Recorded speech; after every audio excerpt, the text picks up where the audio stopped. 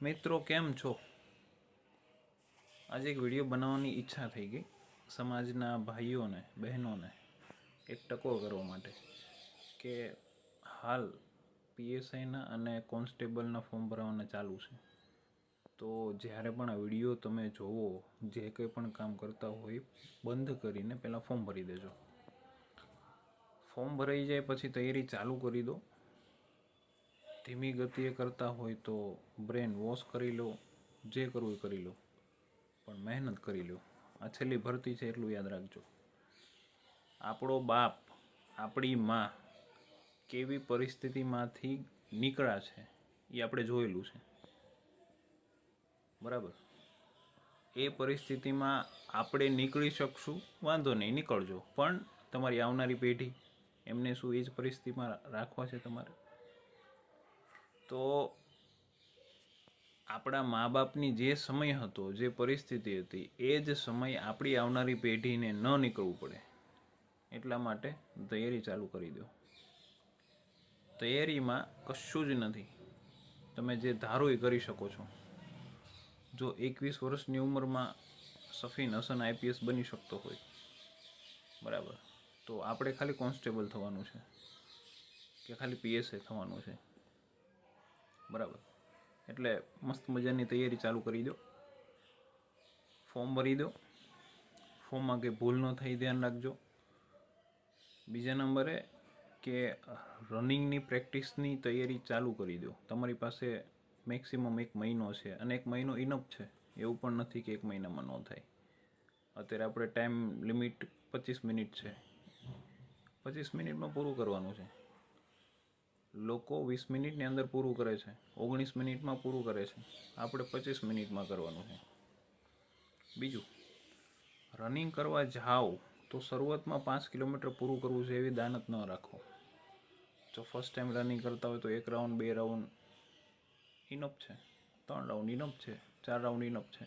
બીજા દિવસે 2 રાઉન્ડ વધારો, ત્રીજા દિવસે બીજા 2-3 રાઉન્ડ વધારો, ચોથા દિવસે 3 રાઉન્ડ વધારો. એમ કરીને અઠવાડિયામાં 5 કિલોમીટર પૂરું કરો.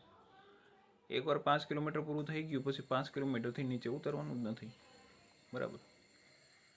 ત્રીજી વસ્તુ, રનિંગ ચાલુ કરો એની પહેલાં સ્ટ્રેચિંગ કરજો.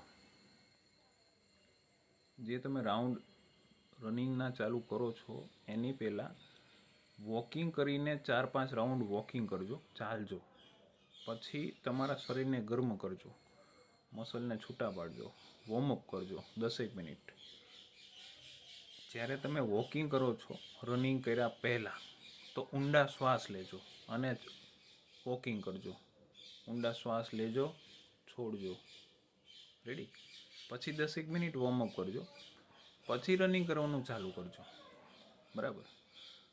બીજું, મારા અનુભવ પ્રમાણે જો હું વાત કરું તો તમારે 5 જ કિલોમીટર દોડવાનું છે એ આપણે ગ્રાઉન્ડમાં દોડવાનું છે એક્ઝામ વખતે ફિઝિકલની. પણ પહેલાં 5 કિલોમીટર નહીં, તમારે 7 કિલોમીટર દોડવાનું, 8 કિલોમીટર દોડવાનું. બહુ લાંબી ચર્ચા નથી કરતો આમાં, તો ઘણું બધું કહી શકાય એમ છે. પણ જે આપણે ગોલ છે ને એની કરતાં મહેનત 1.5 ગણી કરવાની છે. એટલે 5 કિલોમીટર આપણે પરીક્ષામાં ફિઝિકલ ટેસ્ટમાં રનિંગ કરવાનું છે, તો મહેનત આપણે 7.5 કિલોમીટરની કરવાની છે, બરાબર. રોજે 7.5 નથી દોડવાનું, પણ એકવાર દોડી જશો ને એટલે કોન્ફિડન્સ આવી જશે. એની માને 7.5 કિલોમીટર હું દોડેલો છું, તો અહીંયા 5 કિલોમીટર નહીં દોડાય એવો કોન્ફિડન્સ આવશે, સ્ટેમિના બનશે, અને તમને રિધમની ખબર પડશે. રનિંગ કરવું એ મોટી વાત નથી. તમારી રિધમ પરફેક્ટ આવી જાય કે જે તમારા રનિંગના સ્ટેપ પડે છે એ સ્ટેપ, અને સાથે શ્વાસોશ્વાસની ક્રિયા. એટલે તમે થાકશો નહીં, તમને શ્વાસ ચડશે નહીં, તમને સીન પેન થશે નહીં, બરાબર. આ બધું હું કહું છું એમ તમને કદાચ નહીં સમજાય. જે પ્રેક્ટિસ કરતા હોય છે એને સમજાઈ જશે, પણ જે નથી કરતા એ જ્યારે પ્રેક્ટિસ શરૂ કરશો 8 દિવસ 10 દિવસ તમને બધું સમજાઈ જશે, બરાબર. ચોથી વસ્તુ એડ કરીશ, રનિંગ પૂરું થઈ જાય, બરાબર, પછી એક્સરસાઇઝ કરજો 25 મિનિટથી અડધી કલાક. વધારે કરવું એ તો કંઈ ના નથી, પણ મિનિમમ આટલી કરજો એક્સરસાઇઝ. સ્ટ્રેચિંગ કરજો રનિંગ કર્યા પછી પણ. અને પાંચમી વસ્તુ એ કહું, રનિંગ ચાલુ હોય અને ક્યારેક ઊભું રહી જવાનું મન થાય તો એટલું યાદ રાખજો, હાલ ભલે કાસ્ટમાં હિન્દુ બાબર લખાય, પણ તમારું ખૂન છે ને, તમારું લોહી ક્ષત્રિયનું છે, એ ભૂલતા નહીં. એટલે રનિંગ કરતાં કરતાં ઊભું રહેવાની ઈચ્છા થઈ જાય તો ક્ષાત્ર ધર્મને યાદ કરજો. તમારું જે લોહી છે ને, આપણામાં જે રગોમાં દોડે છે ને, એ ક્ષત્રિયનું લોહી છે. બરાબર, ઇતિહાસથી તમે બધા વાકેફ જ છો. પણ જુનૂન તો આપણા વડવાઓ પણ જુનૂની તો હતા જ. એટલે જે તે સમયે આપણે અહીંયા ઘણા સૌરાષ્ટ્રમાં આવ્યા આવીશું. એ બધી વિષય બહારની વસ્તુ છે ને, અલગ વસ્તુ છે, એની માટે ક્યારેક પછી.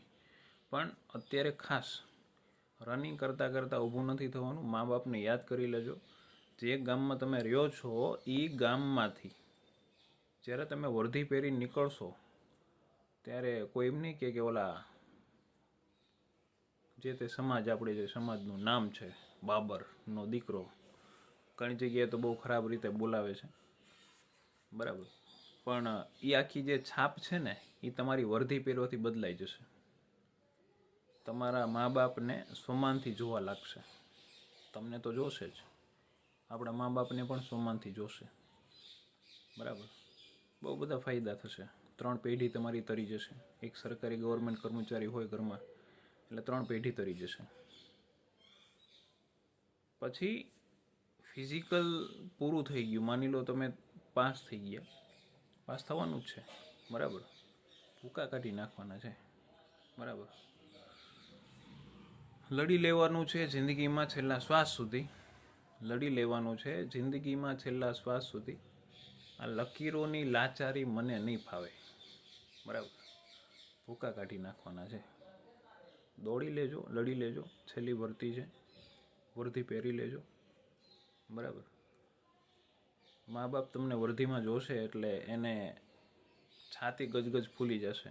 એ જીવી લીધું એણે. પછી ઘણાને શું છે કે 60 વર્ષનો દીકરો થાય અને પછી એને જોવે એટલે ઉમંગ તો આવે જ કે દીકરાના ઘરે દીકરા છે, નામ છે, તેમ છે. પણ જ્યારે દીકરો વર્ધી પહેરીને ગામમાંથી નીકળ્યો હોય અને તમારા પિતા કે મમ્મી ઓટલે બેઠા હોય, તમે અહીંયાથી બાઇક લઈને પસાર થાવ એટલે બે કે એલા તમારો દીકરો જાય છે, ગજગજ છાતી ફૂલી જાય હોય એલા બાપની.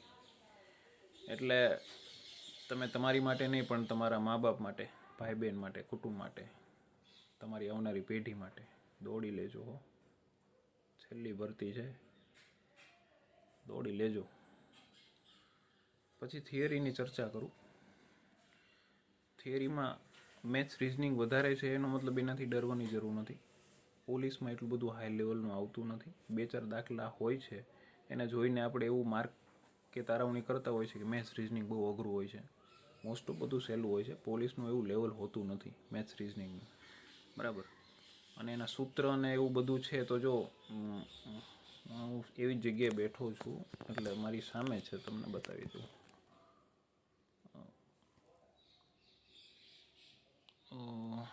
નહીં ફાવે, ચલો ઠીક છે.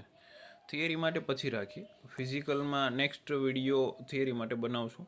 ઘણું બધું એમાં પણ છે. ન યાદ રહેતું હોય તો જોઈ લો ને, આ પ્રમાણે છે, ચિપકાવી દો, રિવિઝન થતું રહેશે, બરાબર. આ જે સેલોટેપના ડાઘા છે ને, બરાબર, આ બધા આખા ઘરમાં છે મારે, બરાબર. જે તે સમયે હું પોલીસની જ તૈયારી કરતો, PSIની જ કરતો હતો. ખેર બહુ બધી ચર્ચા લાંબી થઈ જશે, વિડીયો મોટો થઈ જશે. પછી ક્યારેક ચર્ચા લાઈવમાં કરીશું.